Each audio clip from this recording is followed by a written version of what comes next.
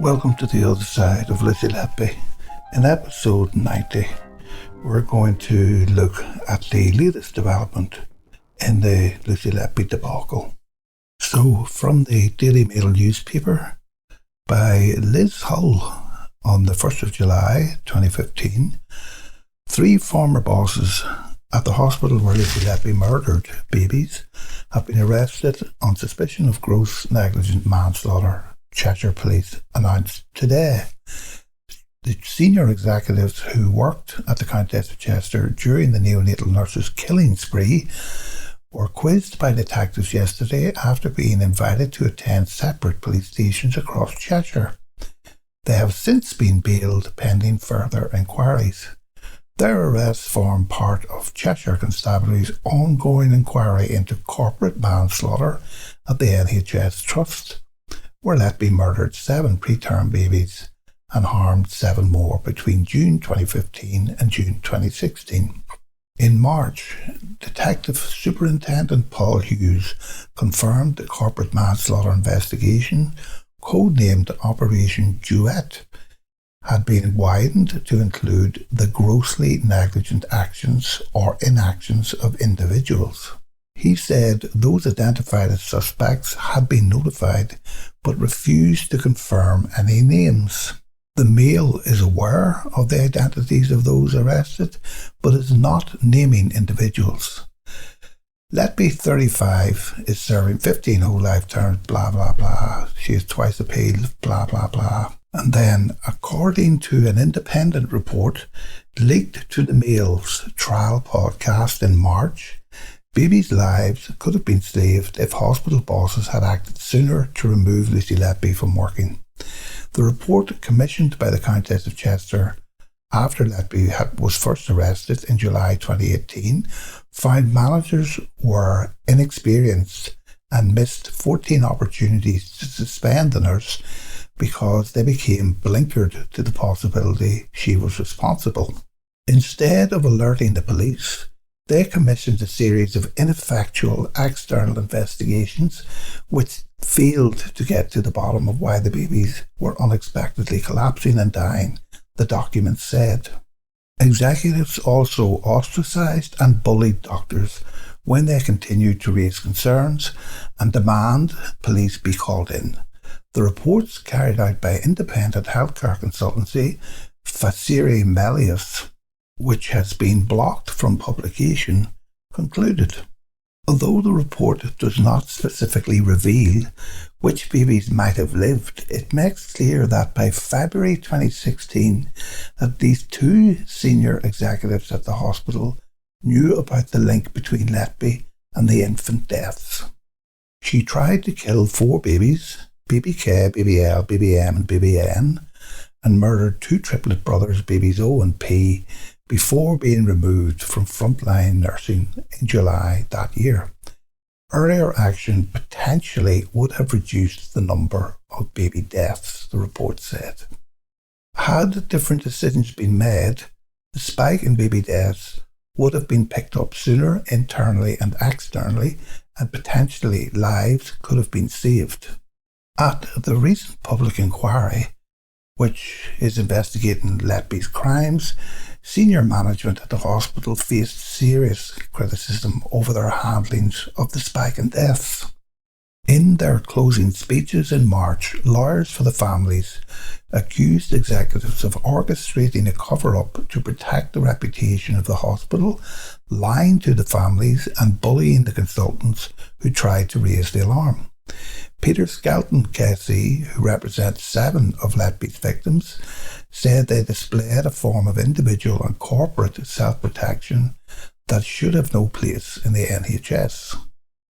Kate Blackwell KC, for the senior executive, said in her closing remarks that they now accepted that they should have called the police sooner, but the barrister insisted it was never expressed to them in stark terms that Letby was causing deliberate harm before June 2016, when she attacked and murdered BBO and BBP and was finally moved from frontline nursing into an administrative role. Miss Blackwell said managers accepted that they had failed to follow safeguarding policies, made mistakes in their communication with the baby's parents, and that there was a breakdown in their relationship with the paediatricians, who should have been better supported. But she insisted that all their decisions were taken in good faith, that they vociferously denied claims they knowingly and deliberately harboured a murderer or put the hospital's reputation before the safety of babies in their care. The senior managers also emphatically refuted the proposition that either their own reputation or that of the trust was prioritised over safety, she added. In law, an individual can be found guilty of gross negligent manslaughter if they negligently breach the duty of care they owe the person who died, and it was reasonably foreseeable that such a breach would give rise to a serious and obvious risk of death. The circumstances of the breach also have to be truly exceptionally bad and so reprehensible that it amounts to gross negligence. So there we have it. As far as Liz Hull is concerned, it's a slam dunk. Well, just to put this into context, we have to remember as well that Dr Jayaram was also part of the hospital management. So I wonder if he was one of the three names. I don't know. But if we go back to the Thirlwall inquiry and we look at Nigel Wenham. Nigel Wenham was the chief police officer at the time that the Countess of Chester Hospital finally went to the police. And again, I'll leave you a link to the whole interview with him during the Thirlwall inquiry. But there's one section of it that is important to the defence of these managers. And it's in the context where they're having a discussion about sudden, unexpected death in childhood when it occurs in hospital as opposed to when it occurs in the community. And Miss Langdale has the following conversation with Mr. Wenham. In individual cases of sudden unexpected death in hospital, so a baby dies in hospital, the SUDIC form and process wasn't part, and assume for a moment it is a bureaucratic thing. Is there another way of communicating directly with the police at the time that might be useful outside the process that clearly was proving challenging for a number of people? So you can take that question whatever way you like, but the question's very plain, very clear to me. Is there another process other than the bureaucratic round the houses process by which anyone in the hospital could have raised concerns about Lucy Letby? And Mr. Wenham replies, at that time I felt as though across Cheshire we had really strong partnership at a safeguarding and child protection level.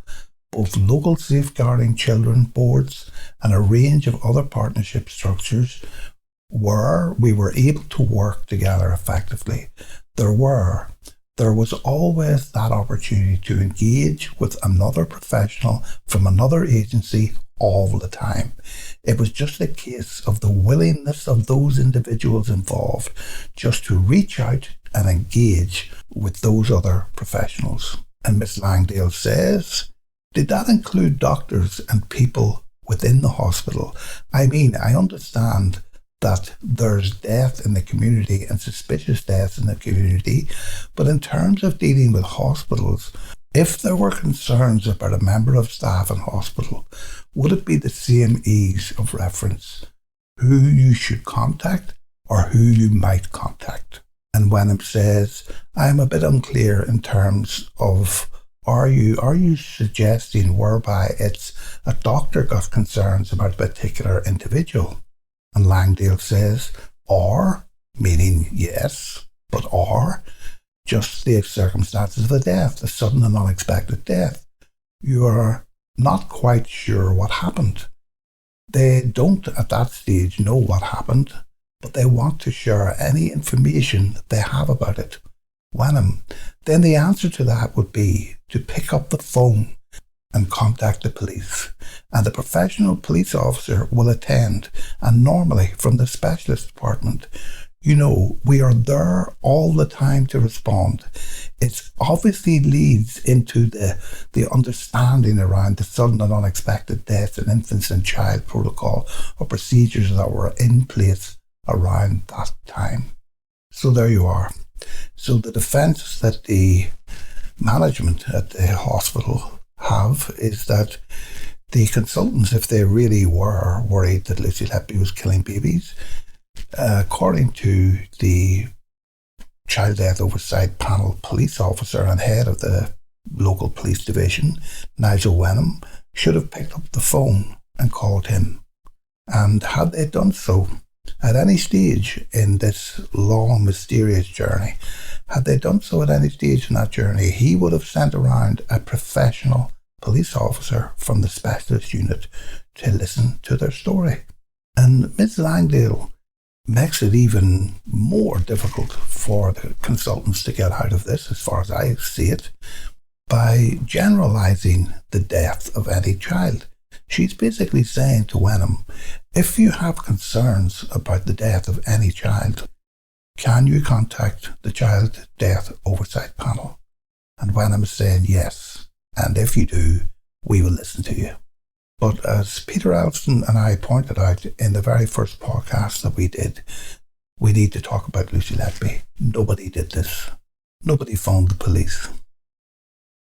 And if we go back to Liz Hull's article in the Daily Mail online, we will see the report that she refers to, the report commissioned by the Countess after Letby was first arrested in July of 2018, found managers were inexperienced and missed 14 opportunities to suspend the nurse because they became blinkered to the possibility she was responsible.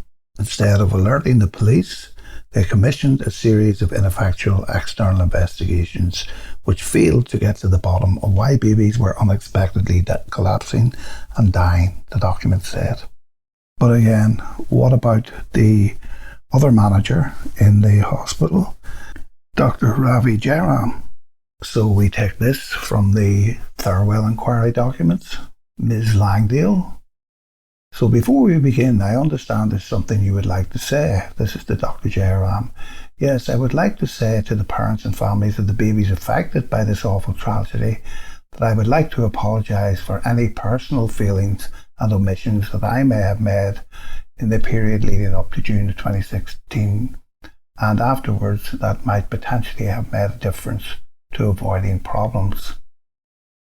I want to acknowledge that I will take personal responsibility for things that I could have done better and in retrospect seem fairly obvious that could have been done better. And I would also like to apologise as well for the systemic failings that could have contributed to this not being picked up as soon as it could.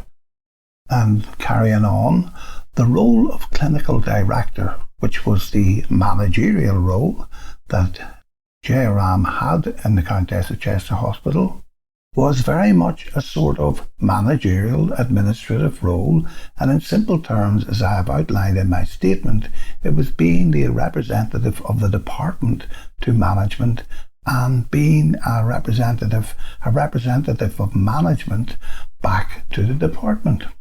In terms of hierarchies, I was the line manager for my colleagues. It didn't mean I was more senior. Clinically, we were all equals, but I was responsible for appraisal of my colleagues. I was responsible for liaising with management around issues around service development.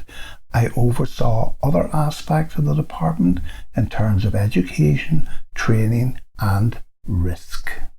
So you can blather on all you want, but Jayaram, had a central role in risk management at the Countess of Chester Hospital, for which he would have received additional payment. So not only did he have a clinical role in this very badly run unit, he also had a managerial role which included risk management. I don't know why any of these people didn't put two and two together. These Thirlwall lawyers didn't put two and two together and asked Dr Jayaram directly why he had not contacted Nigel Wenham when Nigel Wenham said he would have been taken very seriously and that a police officer would have been sent round to interview him. And what would he have told this police officer when they came to interview him in 2017? He would have told him that they had a suspicion of an association between Lucy Letby and a number of deaths. And let's continue here with Miss Langdale. Miss Langdale interviewing Jayaram at the Thirlwall inquiry. Moving on to my final topic, Dr. Jayaram, you have clearly covered a lot in your statement and have been referred to in a lot of documents. I am going to take the questions today, if I may, thematically, and the first one I would like to ask you some questions about is guidance around working together to safeguard children and processes that should be used. You refer in your statement to a number of these pieces of guidance, and I know that you have seen them. For the first one, please, if we go to working together to safeguard children, this is the general 2015 guidance, and this is government guidance. If we go to document number page 21, you make the point, Dr. Jayaram, and we will see it in this chart, that in fact this guidance refers to processes for rapid response to unexpected deaths of a child very much relates to deaths in the community and or deaths where family members might be suspected of causing harm to the child. Support for carers, other family members, discussions between paediatricians and attending police officers and the like. So at the time, would you have found working together particularly useful in telling you what to do where you suspected a colleague may be causing harm to a child? And then we get Jayaram trying to bluff his way out of it as usual. Jayaram says, I think in answer to that, for me, may I refer to it as SUDIC guidance, that's sudden infant death and childhood guidance? And Langdale says, yes. Just for brevity's sake, of course, yes. I was aware of the SUDIC processes, that's Jayaram. Shall we go to the one that the hospital had, your Dr. Mittal's guidance process? Let's go to that since you refer to it. Jayaram, yes.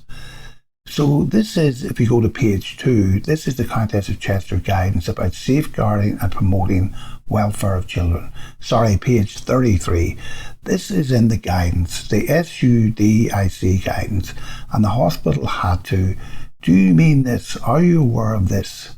Jayaram, yes. So my understanding of the SUDIC process, and it's a process we followed frequently in, for example, babies brought in after sudden infant death at home or arrests at home, that there was a clear process that in terms of documentation and pathways to follow, in terms of the neonatal unit, and this is something I have reflected on at length, at the time, even at the point where individually and as a group, there were considerations that those events didn't seem to fit.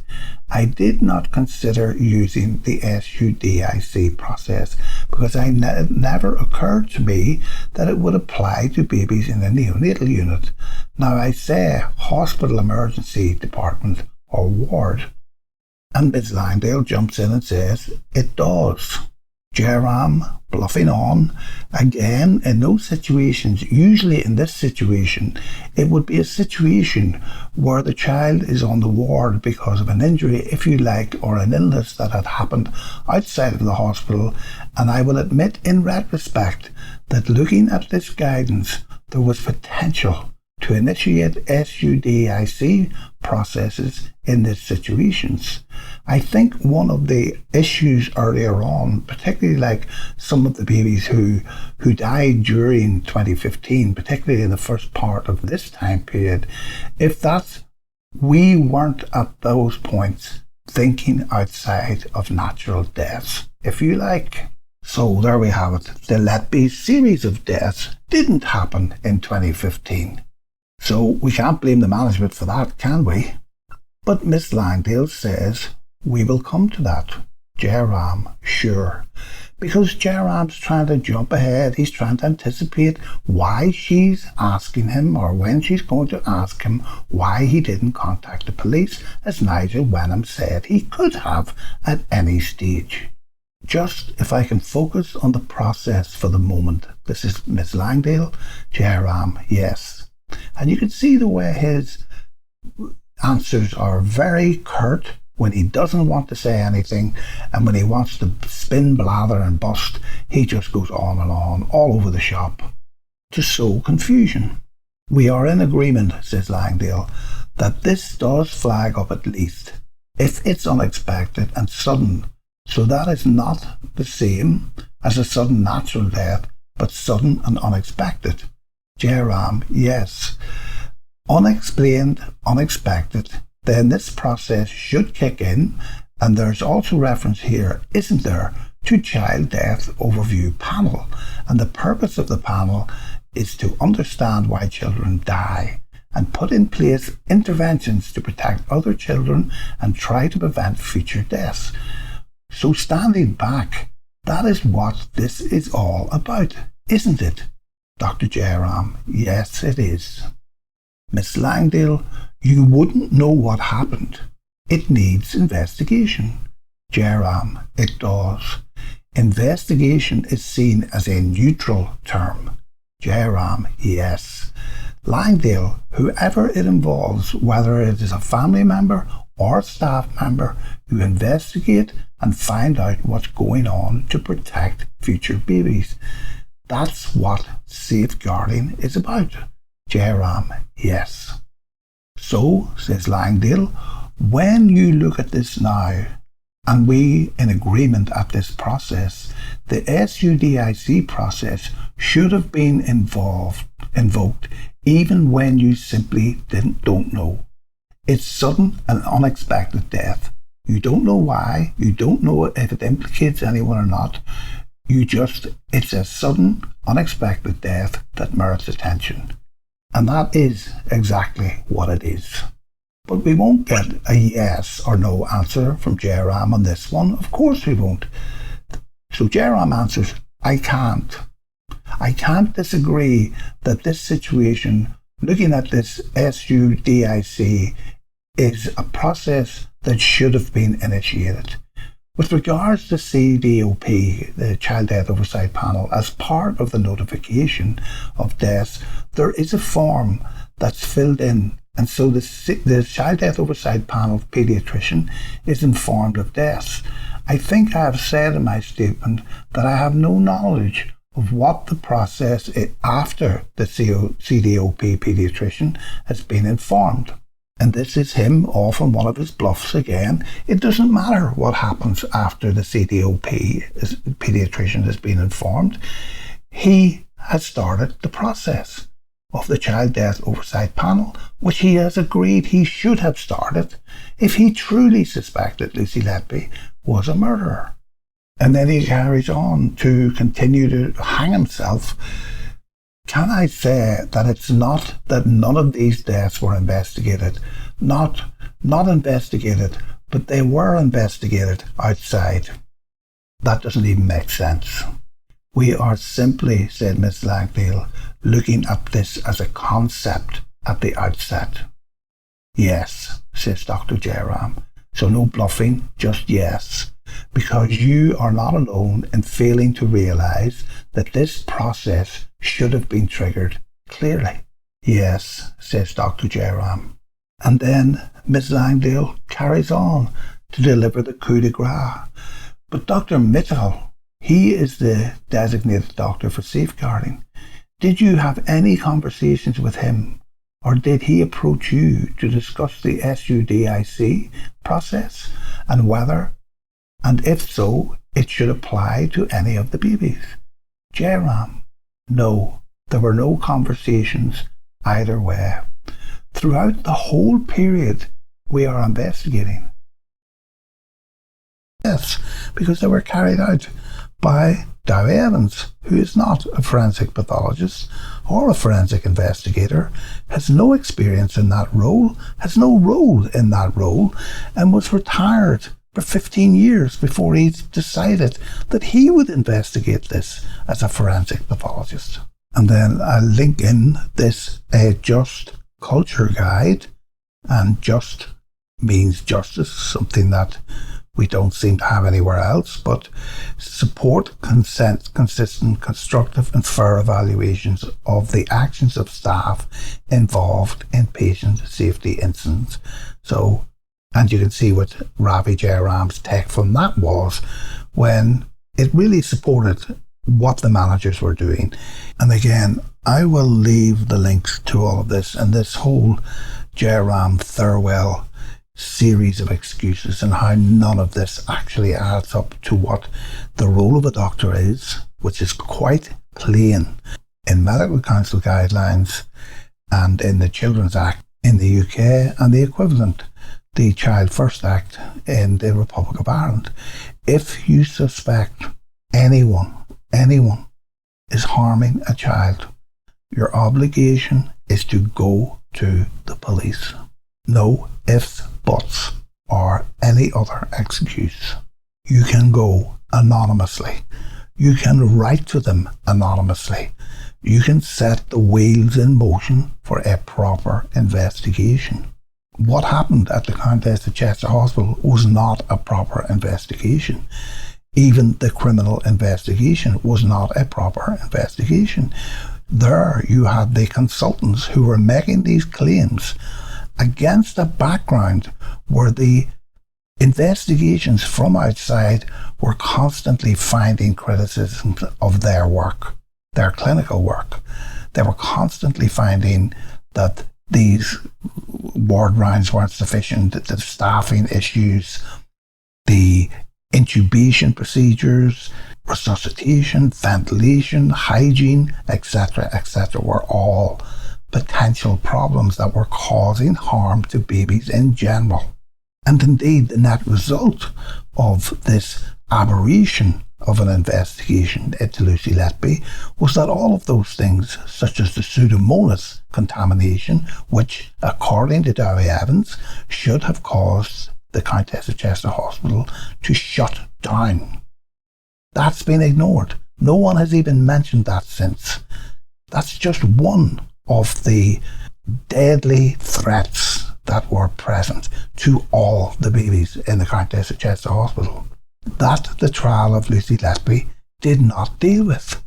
So I say all of this to make the point that bringing charges of gross negligent manslaughter against the management of the Countess of Chester Hospital doesn't stand a chance in law.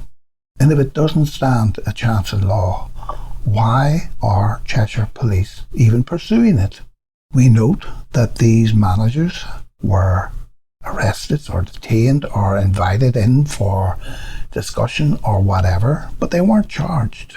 And when you read this stuff from the Thirlwall inquiry, you will see why they will not be charged ever for this crime of gross negligent manslaughter.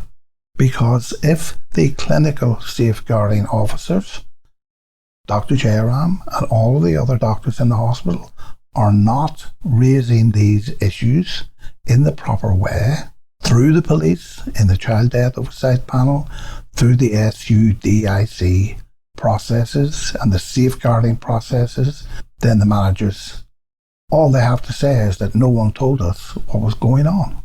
Their defence is instantaneous. Nobody told us.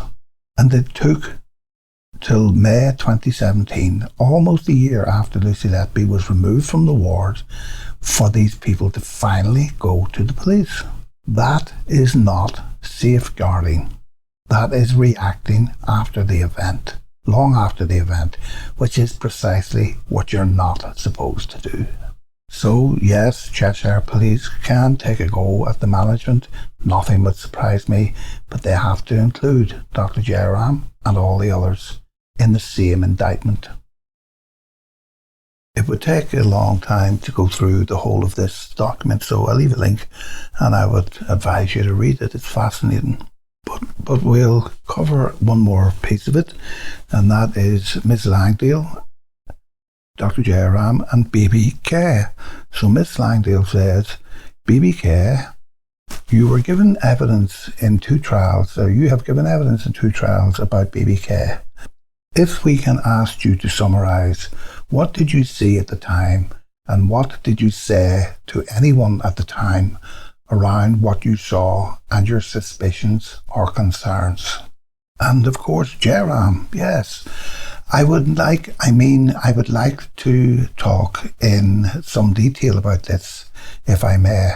So BBK, childcare, was a very premature baby in whom the mother had been able to have been transferred to a tertiary centre. So at 25 weeks gestation was born at the Countess of Chester in the early hours of the morning. Baby was stabilised in the neonatal unit. Well, we'll talk about that in a minute. Unwell, but stable. And I will go into the details. They have been widely reported. But another nurse, I'm not sure if she is ciphered, and so I won't say names, but another nurse was the named nurse looking after the baby and told me that she was going to the delivery suite to update the parents, and that Letby was, we use the term babysitting, so another nurse sort of covers while another nurse has to be away. Now, it's been reported, there is a narrative that, I walked in and caught Letby doing not something, and that is incorrect. I was sitting outside the room writing the notes, but by this stage I had significant discomfort. This was February 2016, and I felt uncomfortable knowing that Letby was in the room. And actually, I was convincing myself that I was being completely irrational and ridiculous. And so I got up and went, just to make sure everything was fine. There's been a lot of speculation about whether the alarms were there and not, and all the rest of it. But I didn't walk in and see anything happening. What I walked in was to find a baby clearly deteriorating. And then when I went to assess BBK, the endotracheal tube was dislodged. But importantly, the nurse looking after the baby, who I believe ordinarily by this stage would have flagged up this deterioration, because in a baby of this gestation whose oxygen saturations are dropping, the first thing you would do is look at the baby, look at the ventilator, the chest isn't moving, it's likely it's a tube problem. And at the time, my priority was to stabilise or resuscitate BBK, which we did successfully. I will take this with me to my grave. I, at that point, thought, well, how has that happened? Now, in isolation, in that, if nothing else had happened before or after, I would have probably thought nothing more about it. But was it just coincidence that this baby, who had been stable to this point in the period where the nurse was looking after the baby and Letby was supervising the baby, that this event happened? Now, it's been said to me in many different fora, why didn't you just pick up the phone to the police? Or why didn't you raise it with somebody else? Or why didn't you do anything at all? And I know that, it's been flagged up by one of the previous executives that if they had known about that, they would have done something, and something of a mea culpa. Why didn't I? And I lie awake thinking about this. There is a fear, because it's such a seemingly outlandish and unlikely thing, that someone is causing deliberate harm. It's a fear of not being believed. It's, said to me, why didn't you just stand up and tell everyone what you thought had happened? It's the fear of not being believed. It's the fear of ridicule. It's the fear of accusations of bullying. And I appreciate, and I will say this to the parents of BBK and all the other parents, that seems entirely selfish, just thinking about me and not the baby. But these are the realities. I am trying to explain why that. I didn't want to be that. I internalized it. I wondered, I will never know if I articulated the concerns at this point, would it have made a difference? Now, bear in mind at this point, the thematic review Dr. Beery had undertaken had already been done, and there had been a draft report. The staffing mortality analysis that had been done had already flagged up Letby in the context of those. I should have been braver. I should have had more courage, because it wasn't just an isolated thing. There was already a lot of other information. Now, whether I can't speculate on how people might have responded, but I'm trying to explain my thought processes at the time. And I don't know whether it's appropriate to say this here. It's been suggested to me that I just made up, which is, I will refute it as nonsense. There is no reason I would make it up, that is. But what I will say is that, I think that is somewhere where I should have had more courage. Or, Dr. Jayaram, what about more professionalism? We don't need all this emotional big girl stuff about how you feel and your emotions and taking it to your grave and all the rest. We don't need all that. How does a professional doctor exercise their duty in stressful situations? It happens every day for doctors, and we don't go to bed at night crying for ourselves when we have to deal with difficult situations. But Langdale carries on. Is BBK, we will come to it later, one of the babies you spoke to Sue Hodgkinson about in March 2017? Jayaram, I can't remember. This is something that he's going to take to his grave, but he can't remember if he spoke to anyone about it in March of 2017. Okay, says Langdon. Jayaram, when we come to it. Langdale, okay, do you remember if you spoke to Dr. Beery about your description of that event at all, about BBK at the time or not? Jayaram, I can't remember in detail. I think I sort of mentioned it in the sense another event had happened and Letby was there, but I don't think I specifically articulated the thought processes I was having at 3 o'clock in the morning. So you can see, I didn't tell Beery about anything because, and I'll throw in another event which is non-specific, but Lucy Letby did the other event even if she didn't do this one. That's the way this reads to me. And Miss Langdale carries on. So did you articulate those thought processes that you were having at 3 o'clock in the morning, you say, with anyone in the hospital? Jayaram, I think between ourselves, not at that point. There was as time went by from February 2016 onwards, there was an increasing feeling between all of us that, however unlikely, unwanted, abominable the thought of Lucy Letby causing deliberate harm could be, that elephant in the room was becoming bigger and bigger, and we felt completely impotent to know how to deal with it.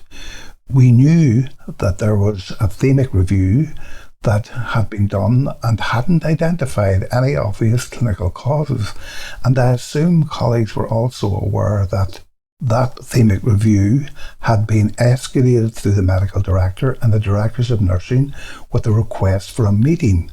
I naively, and I'm going to use the word naively quite a lot I think today, assumed that the nursing director and medical director would look at and see the pattern and act. And maybe I was reassured that, there is enough there for people to act. Anyway, yes, but I can't really articulate more about BBK. Did you ever hear such a load of nonsense in all your life? Other people will act, but he doesn't have to, despite the fact that he has a managerial role, separate from his clinical role in the hospital, involving risk management. And Langdale persists. Well, again, I suppose picking up on what you said about speaking to CDOP, it depends who you are giving that information to someone with a safeguarding perspective. Jayaram, yes. In other words, why didn't you just go to someone from safeguarding? And Jayaram says, yes. Yes, what? And Langdale persists.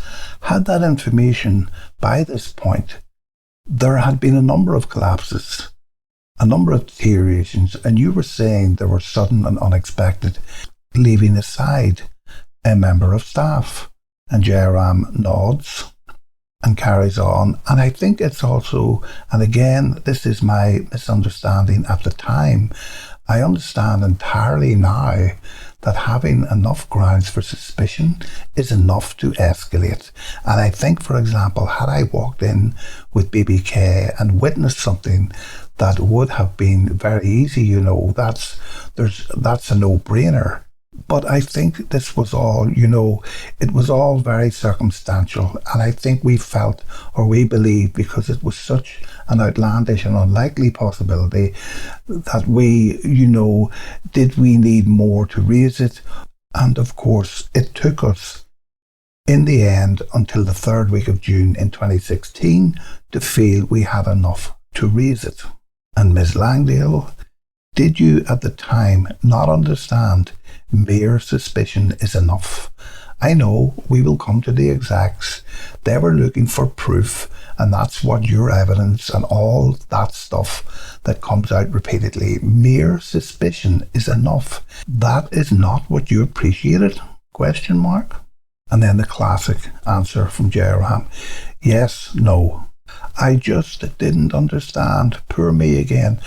I don't think any of us understood, bring everybody else into it, that at the time, particularly in this situation involving a member of staff, and of course, when you think about safeguarding in other situations, for example, a child who has come in with an unexplained bruising, Langdale, mere suspicions, of course, suspicions is more than enough to trigger the process. And there you have it. Despite all my blabbering and bluffing and telling this story in one trial and a different story in another trial, suspicion was all I needed to go to the police back in 2015, back in 2016. And I didn't. I didn't act professionally. I failed in my duty to safeguard the children. I also failed to safeguard the children from Pseudomonas and repeated sewage leaks, missing equipment, inadequate rostering. I also failed to escalate the care of these babies and all of the other things that were reported in the RCPCH report. So, if Cheshire Police think that they're going to go into court with these selected executives, if they're going to scapegoat them, and they're going to try them for gross negligent manslaughter, but leave the field managerial role, Dr Jayaram outside, unindicted, they're still very much in cloud cuckoo land. So much has changed since this trial took place. Now, let's remember, this is Wednesday, the 13th of November, 2024. The date that Jayaram repeated this nonsense at the Thirlwall inquiry. And we're now going to hear a little snippet from the press conference of February 2025, so just a couple of months after the Thirlwall inquiry, when Professor Xu Li said this about BBK. First of all, when the baby was born and required resuscitation, they took 3 times to intubate the baby because they had difficulty intubating the baby, and it was traumatic. And finally, they put in a size 2 tube. Now, this resulted in a 94% air leak. What that means is that when you pump air in, whether it's by a bag or machine, 94% of the air is actually leaking out. So only 6% actually gets into the lung. All right? That's kind of like using a straw and blowing through a garden hose and hoping that you can inflate something at the end of the garden hose. Right? It doesn't work. So as a result, ventilation was ineffective because 94% of the air was leaking out and only 6% was entering the lung. Effective gas exchange could not occur, and mechanical ventilation could not generate sufficient pressure to keep the small air spaces in the lung open. So this led to gradual collapse of the small air spaces in the lung and deteriorating gas exchange. When the tipping point was reached, the baby decompensated, desaturated, and collapsed.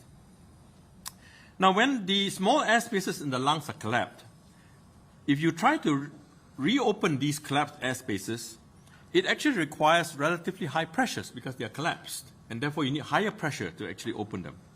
With a 94% air leak, bagging will not do the job because the air is all leaking out. It doesn't get into where it's supposed to go. In addition, the consultant was using a device called the Neopuff. Now, the Neopuff is actually a safety device because it's a valve that is pressure limited. So when you bag, it limits the amount of pressure you can give so that you don't give excessive pressure to the lungs. Now, in this case, however, because the lungs are collapsed, you actually need higher pressure to open it up. And so when you're using a Neopuff, you're not delivering sufficient pressure. So both these reasons will account for why the chest did not move when the consultant tried to bag the baby. The capnograph, as I explained, measures CO2. But with a 94% air leak, the CO2 is all leaking out. And the capnograph requires the CO2 to build up in the tube to the point where it can be detected.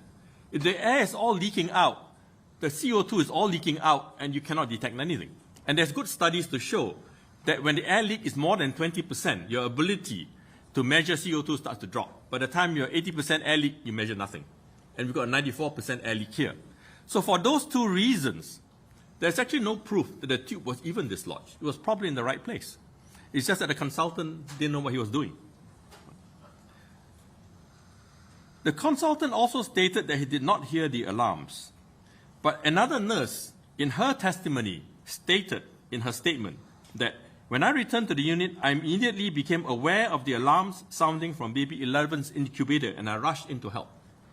So there is actually a statement from another nurse saying that the alarms were not off. They were actually working. Perhaps the consultant just didn't hear them. So our conclusions was that first, there is no evidence to support a dislodged endotracheal tube. The clinical deterioration was caused by the use of an undersized endotracheal tube. And the initial intubation was traumatic and poorly supervised. The consultant did not understand the basics of resuscitation, of air leak, of mechanical ventilation, and how the equipment that he was using, that were commonly used in the neonatal unit, like the Neopuff and capnograph, actually worked. There is evidence that the incubator alarms were not turned off. So, according to a very experienced pediatrician, along with 13 other very experienced pediatricians and neonatologists, infectious disease experts, etc., the consultant, Dr. Jayaram, didn't know what he was doing. He also clearly didn't know what he was doing in his role of risk management and in his role of safeguarding when he didn't know that suspicion was enough to go to the police when it came to matters of child protection. And here was me, a simple GP, thinking that every doctor knew that. And then, of course, we can't be allowed to forget the revelation in one of the best online journals, Unherd, UNHERD. I'll leave you a link.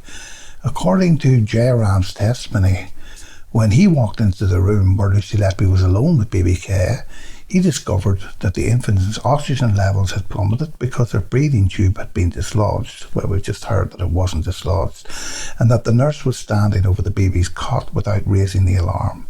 Lucy Letby stood next to the incubator. She wasn't looking at me. She didn't have her hands in the incubator, he told the court in a retrial. Yet in an email seen by Unherd, Jayaram initially suggested that, in fact, Lucy had called him for help, and this was why he went to see BBK. This was exculpatory evidence that could have helped Letby's defence team, yet her lawyers were not told of its existence before either trial. It was not disclosed to them until late September last year. So Dr. Jayaram would have to be a witness for the prosecution, for Paul Hughes, in any case against the executives at the Countess of Chester Hospital. And what's he seriously going to look like on a witness stand? The level of questioning that Jayaram, Breary and all the rest of them would have to survive if Paul Hughes ever took the case or tried to take the case through the CPS, that probably wouldn't allow it anyway, would be unsurvivable. So again, another mystery in the Lucy Letby series that just seems to get worse with each week. And the point of this podcast is simply to point out all of the inconsistencies, all of the bullshit that comes from Dr. Jayaram. Every doctor knows that when you suspect a child is being harmed by anyone for any reason, you have to report it under the Child Act 2004 in the UK, under the Child First Act 2013 in the Republic of Ireland. And if a doctor who is the principal safeguarder of the children isn't reporting to the management can't do anything about it. And therefore the management would never have to face a charge of negligent manslaughter or gross negligent manslaughter. Now, on the other hand, all of them, as far as I'm concerned, are responsible for admitting babies into the wrong unit and into a contaminated unit. So if Paul Hughes really cared about the families of these children, he would prosecute them for that. And every other manager and every other consultant in a hospital would know in future that you cannot admit children into contaminated wards. But I don't suspect that any of them are truly in the safeguarding business. There's been yet more revelations about whistleblowing and other stuff, which we'll get to in another podcast. But the story just doesn't hang together. I've also seen material from other people that I can't, unfortunately, disclose at the minute. That's even worse than the information that is in the public domain at the minute. So we'll leave it here. I hope you got something from this, hope you learned something, and I hope you continue to speak out on Lucy Letby's behalf and on the behalf of all the parents and the nurses that work every day in these units. And we need them. We need these people. We have to protect them. We have to pay them well. We have to look after them. So we'll leave it there. And I'll see you in the next episode. Bye.